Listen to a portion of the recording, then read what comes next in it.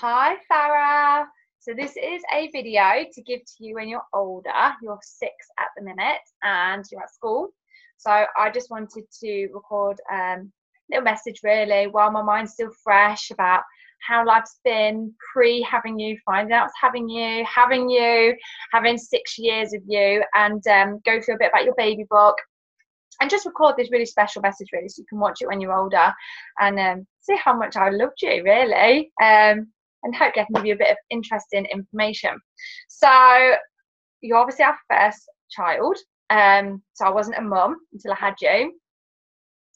So a little bit about you. So before you came along, I was working at Specsavers Opticians. I was there.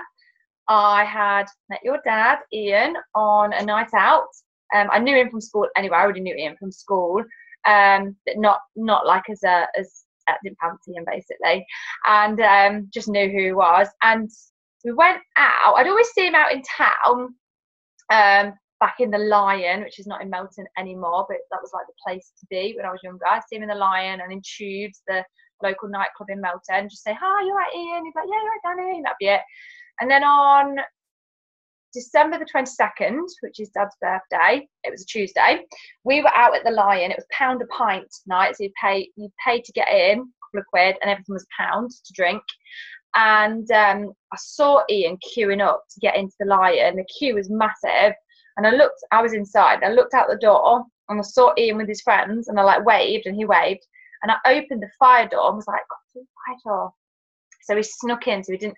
It wasn't they didn't want to pay, it's just the queue was massive. It like would have took him like another hour to get in. So he was like, "Thank you." And I was like, "Oh yeah, that's all right." And he's like, "I'll buy a drink. And I was like, "Oh, I can't at the minute because I'm going to Tubes now. Well, I'm off. See you later." And he was like, "Oh, okay." So that was December the 22nd. So on his birthday as it happened.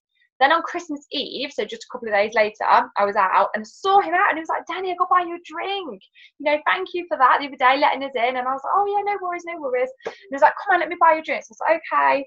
So we went to the bar and he ordered a load of drinks, and it was all tequila shots, like probably about 6 tequila shots. And I looked at them, I said, "I can't drink that." And he said, "Why?" I said, "I can't drink tequila, it's disgusting."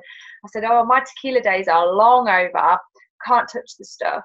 So he ended up drinking them all, and I think he bought me something else, maybe a sour and lemonade or something. And then I went to find my friends and they'd all gone. So I was like, "I bet they've gone to Tubes." So I was like, lost them all, and Ian had lost his friends, so we kind of like clung together for a little bit, and then we went up to Tubes together, and then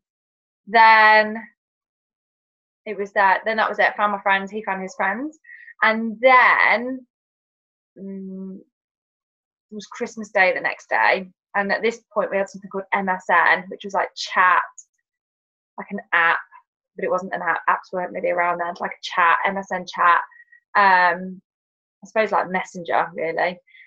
So then we started messaging on Christmas morning, and he kept saying to me about going on a date, and I was like, nah, not really interested, no. And he was like, "Yeah, let's go have something to eat or go to cinema." I was a bit like, "Oh, I don't really know." I was like, "No, I'm not into you like that." I was like, "I only like you as a friend." And he was like, yeah, same, that's fine. So I was like, "All right then, as long as you're not going to get the wrong idea, because truly, like, I only see you as a friend." And he was like, "Okay." So a couple of days later, maybe after Boxing Day, let's say, I can't remember exactly, he picked me up and we went to go and see Yes Man at Nottingham Cinema, and we went to Frankie and Bennett's. We did Frankie and Bennett's first and then the cinema. And it was then that I realised, actually, I really like this guy. This is really bizarre. This is something I went to school with, like, had no feelings at all for.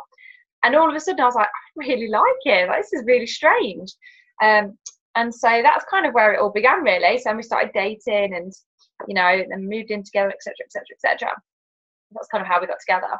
So Ian was working as a tiler and I was at Opticians. And then what happened was we had to find out I was pregnant. I think I was having pains or something, but I was on the implants. I'd had the contraceptive implant put in to my arm, contraception, and I think I must have been having pains. I can't remember exactly. And I'd gone to the doctors and they had done maybe a sample, blood test, something. I can't remember exactly what it was. And it flagged up that I was pregnant. And I was like, "I'm on the implants." So they were like, "Well, that's a problem." So I had to have the implant took out. I can't think if they might have took it out that day, or they might have rebooked me to come in the next day, but it's quickly, it came out quickly. So they were like, that's a real problem, you know, it might, it's gonna cause issues, etc., etc. So, okay, that's fine. So I told Ian, we sort of like got our heads around it. We're like, oh my god. And then Ian was really nervous to tell grandma and granddad. We're like, right, figure it out. And then a few weeks later, I was having really bad pains, and I was bleeding, and it wasn't good. And they told us to get to Lincoln Hospital. So we went to Lincoln Hospital. It was Friday morning, after bonfire day, and that was where they told us that we were losing the baby, which is obviously not good news. That was really hard to deal with, and they sort of said, you know, baby, you've lost the baby, go back home, and we'll see you in a couple of days and see how you are, make sure that that you're okay from everything. So that was horrific. That was really, really, really sad time. So we did that, and then we went back a couple of days later, and we just started to come to terms with it, and we sort of thought to ourselves, well, you know, it's really hard, it's really sad. We hadn't planned to have a baby, so, you know, we can't hold on to the fact that, you know, some people try for years to have a baby, and, you know, this just happened to us. So we came to terms with that. And then about a week later, I was still having really, really bad stomachache, bad cramps, uncomfortableness, and we went to the Leicester Hospital, and I said, like, I don't know what's going on, I'm in so much pain. And that was where they said, well, where you've lost the baby, you might still have like segments inside of you, so we'll do a scan and see what's going on. And don't know why, but I knew that there was a baby in there. I just knew. Even though we'd lost the baby, I just knew there was a baby in there, and I couldn't explain it. And Ian was there, and Grandma, and they both were like, you know, you've got to prepare yourself, baby's probably not in there, it's gonna be okay. And they did the scan, and there was a baby in there, and we've got a picture of you. And I couldn't believe it. And they said, what probably happened is the baby that you lost last week, it was probably a twin. You know, these things happen. And we were like, wow, okay, right. So we've got this little picture of you. And I was like, right, okay, I've got to look after this little bean, this little baby inside of me now. And that was it. That was the start of you. And we called you Gilbert. Like, that was the bump name. So you were called Gilbert. And it was amazing. It was like, wow, let's prepare, let's get sorted, you know, we're gonna actually have this baby. So throughout the 9 months of being pregnant, I did really suffer with sickness. I was on ranitidine for sickness. I can't think what the condition was that I had, but it was where you're sick all of the time. You can't keep even fluids down, like even water, it was coming up. And then I had loads of excess water around you. So I had loads of problems. Went into labour when I was 26 or 27 weeks pregnant with you. I had to have steroid injections. I was in hospital in Stoke for a little bit, and you did manage to hang on in there. And every problem that you can imagine, we pretty much went through. So I was drained. I was exhausted through this pregnancy. I couldn't wait for it to be over. And then at the final hurdle, I was then told that you were breech, you were upside down, and we weren't going to give birth naturally. You were going to have a cesarean. I was going to have a cesarean. And they did try turning you. That was horrific. Imagine trying to turn a baby from the outside in. Oh, horrible. So anyways, the book's in for a cesarean, and I was really sad about it. I felt like I'd let you down. I wasn't giving you the proper birth that you should have had. You know, I wasn't, this is obviously 6 years ago. I don't think that now, obviously. But back then I was younger, naive, thought I'd done something wrong. Absolutely not the case at all. But back then I was really upset by the fact that I had to have this cesarean. I felt gutted. So we went in on the Friday morning, and we were luckily the first ones to go in. So you were born 10:06 a.m. on the Friday morning. Oh, I picked up Ivana's baby book.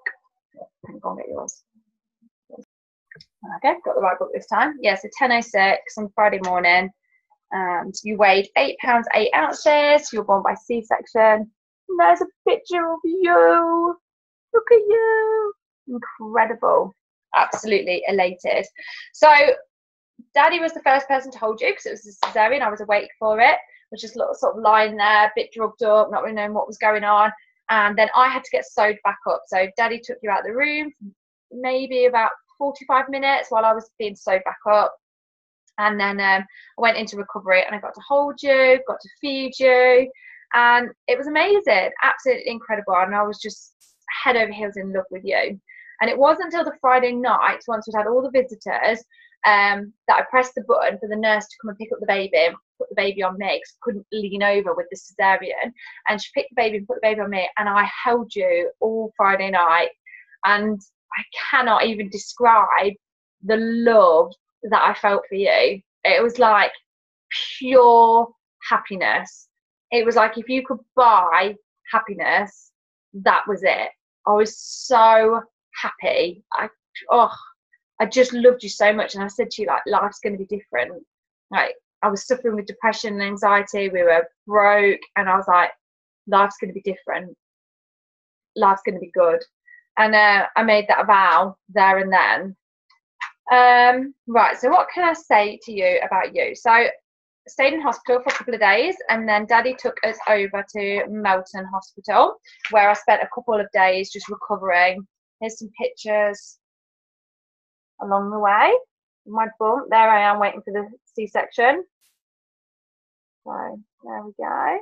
Some nice pictures in there. What else have we got in here? Oh, this is the day that they tried to turn you. As you can see, I'm not very impressed by that. That was not a good day. Here's your little things. Baby Bloxham, because I wasn't married then. I'm going to go with the mother's name.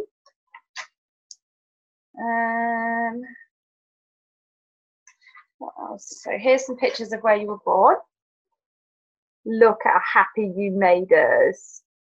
Look how happy you made us. A little Farrah, a little joy.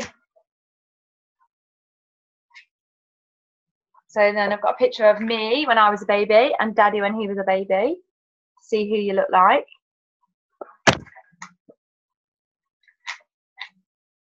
So you are, the star sign that you are is a Leo. Your visiting planet is the sun. Incredible. Okay, so moving on. You cried a lot, a lot. You spent most of your life crying. You did. Cried about everything. Everything and anything. So the only thing I could do to settle you was get you on the breast. That was the only thing. You spent most of your time crying. And I did a lot with you. We used to go out and do a lot of fun things. Oh, here's your first tooth. Oh, you're actually smiling there, look. Oh, things are coming out.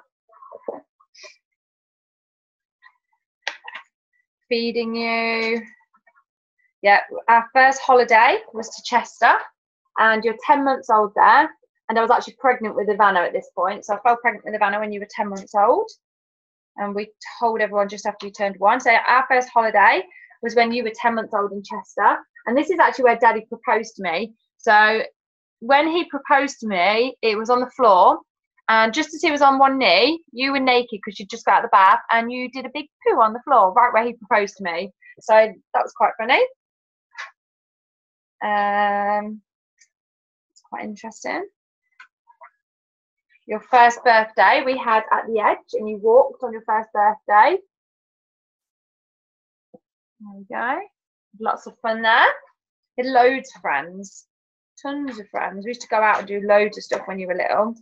Our first Christmas, snow on your first Christmas. I tell you what, you made us so happy, really happy. So your second birthday, there you are, look. It was your second birthday. I made an amazing cake on your second birthday. Do you know what? When I think about all the things about you, Farrah, I literally think of pure joy. And obviously that's your nickname. That's what we started calling you, because you're just such a joy to be around. And I can't think of a more fitting name. You are pure joy. You make us so happy that I can't even say any better words. You are literally joy, absolute joy. Here's a picture of your first day at school. Sorry, first class at school. So there you are. Look at you. Incredible girl. Absolutely incredible. When your school got the outstanding Ofsted, picture of you in there. Pure joy. There you are as a little baby. Yeah, so we started calling you Joy when you were little, and that's kind of stuck just because you make us so happy. And you motivated me to get out of a really dark stage in my life. So when I gave birth to you, I was in the middle of a nervous breakdown, depression, anxiety, and you motivated me to get out of the house when people with depression don't want to leave the house. So because I had you, I wanted to be taking you to the play groups, the breastfeeding group. I didn't baby wear with you actually. I wish I had done that. Would have really helped with the crying. I didn't know about it until you were a little bit older, but I did with Havana. What else to take you to? The library, the park. You motivated me to get out of my slump, and I will always be grateful for that, because of you changed my life. And Ian says exactly the same. He says, I was in such a dark place, and then when Farrah came along, everything changed. I changed, and you gave me that internal motivation to move my ass and actually enjoy life, because life's so short. We're only here for 960 months, and that's if we live to 100. I think that math's right, might be give or take. And you really, really gave me that energy I needed to do something more with my life. And it was when I thought of you that I decided to start my business with Arbonne, because I wanted to make our lives better. I wanted to make our lives different. And I thought of you. I thought, I can give this child more. Like, you gave me so much that you will probably never even realise how much you gave me, what a difference you made to my life. And I wanted to give something to you. And I think by giving us a great life, that was my way of giving back to you. So you motivated me internally to do something great. You have literally been the biggest blessing. I see myself as a child in you. When you are challenging, which you're not keen on change, you're not keen on doing things that are out of your small circle of comfort. You don't like new rides. You don't like rides at all. You don't like new films. It's a battle to make you watch a new film, but once you watch it, you love it. But it's getting you to watch it. That's the struggle. You don't like new foods unless we can really get you to try new food. And once you try it, you do tend to like it, but you're quite resilient, not resilient, you're quite resistant. Which I think in the long run is probably going to be a good quality for you. It has been my biggest challenge, learning how to parent you, but that's a good thing. I don't see that as a bad thing. I see that you are making me a better person, because with Havana, she's quite straightforward. She's got a really similar personality to me and Ian, and she's motivated by the same things that we are. She's quite similar, whereas you don't grow when things are the same. So I grow more by being your mum, because I have to learn things that are outside of my comfort zone, that are outside of me. And that's a good thing. It's a good thing to have to stretch and grow. And you are the thing in my life that I spend most of my time researching into, trying to get new ideas, trying to think outside the box, trying to be creative, and asking you, what would help, what would make this better, what can we do for this? And it's good. You stretch me in ways that make me a much, much, much better person. You really, really do. You absolutely do. You're an incredible, incredible part of my life. You really are, not just because of how much I love you, but because of what you enable me to be as a person. So you do have a very small circle of things that you love, and you don't jump at the opportunity to change things. When we bought you a new car seat because you'd outgrown the other one, you screamed, you ran down the street as though you were going to run away. We had to chase you because you didn't want a new car seat, but your other one was too small. When we have to buy you a new coat, which we drag it out for as long as possible, when your sleeves are finally like here and you have to have a new coat, pretty mad about it. you're not a big fan of having a new coat, because you get used to it. You get used to the way your coat feels, the way it looks. So it's a traumatic experience for you, and it's took me time to understand that, and I do understand it now. I get that now. Early on, I didn't get it. I couldn't understand, but the more research I've done, the more learning I've done, the more I understand that that's just how you are and how some people are. And you know, there's adults that are exactly the same. That's fine. You're not a massive fan of things like moving up a school year, going to someone's house that you've never been to before, doing things with the beavers that are a little bit different. So tonight you're going on a beavers expedition walk.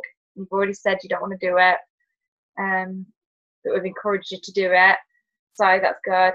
Things that you love doing crafts. You love sitting and painting. You're so creative. How your brain ticks is beyond me. You can sit down and create something and tell me all about it, and I'm like, how did you even think of that? That is incredible.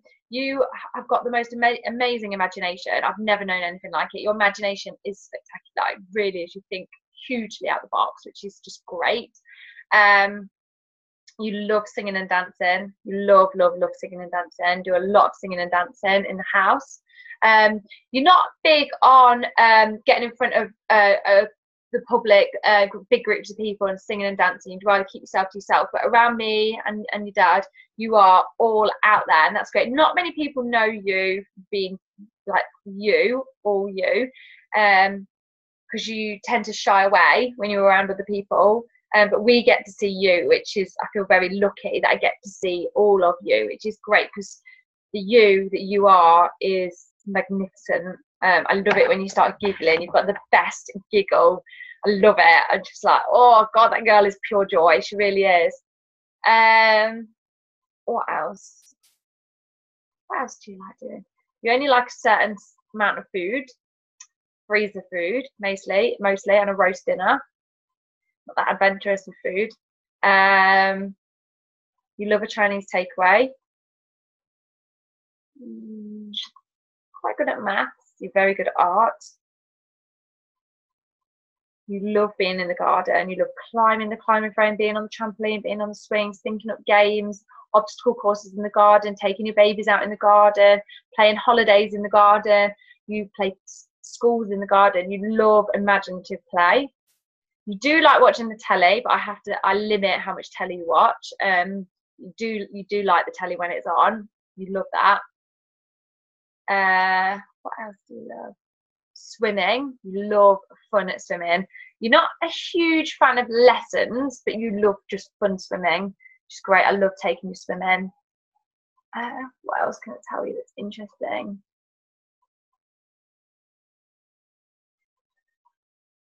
You like flowers. You love being given flowers, which I always bring you back flowers when I get back from work events. I bring you back flowers. You love that. You're a very kind girl. You're a very thoughtful girl and very polite, and you have this way of sympathizing with people. So you say this a lot. You say things like, I want to give some of my birthday money or my toys or whatever it may be to the children that don't have a mum or dad. And when you say that, you're talking about like giving to charity. You're aware that there are people in the world that don't have a house, a mum or a dad, clean running water. You're very aware that we're very lucky. You're aware that the running water through the tap we're blessed to have, and that some people don't have clean running water. You're aware that we have a house with a roof over our heads, and some people don't have that. And you very much every now and again will say to me, I'm thinking about the children that are sleeping outside, that don't have a house. And you do think about things like that, and you're very grateful for the things that we have, and you very much think about what you can do to help other people. So when you've got your birthday money, you wanted to give some of it to the children that didn't have anything on their birthday because they don't have a mum or a dad. And that's your way of basically saying that you want to give to charity. These are your words from a 6-year-old point of view. I know exactly what it is that you're getting at. And when you grow up, I think that that's going to be something that's going to continue with you, because you are very aware of how fortunate we are living in this country and the things that we have, and you do seem to want to make a difference to other people that aren't as fortunate. which is great. You're very, very, very grateful little girl. You really do think about things like that, which is amazing. So I think that's probably all I can say at the minute. I can't think of anything else. You're just an absolute joy, Farrah. You're an absolute joy, and that's why we call you Joy, because you light up our lives. You are the most precious thing that we have. You are an incredible child. You're an incredible human being, and you push me to grow to places that would never have been possible without you in my life. And I am grateful for you. I really am grateful. Even when I find it a challenge, not understanding and not knowing what to do next, I am so glad. I wouldn't have it any other way. I literally wouldn't have. And I say this to you. I say, oh, if there was a shop of children, I would choose you. You're who I would choose, because you are the best person for me to have in my life. And you are my best friend. You really are. Yeah, you're my child, you're my daughter, but you also are my best friend. I love spending time with you. I love being around you. I love learning from you. And I love everything that you stand for. I love your personality. I love who you are. I love everything that you are, Farrah. You are our joy. And I hope that you find this video interesting. And yeah, that's it. Thank you. I don't know why I'm saying thank you.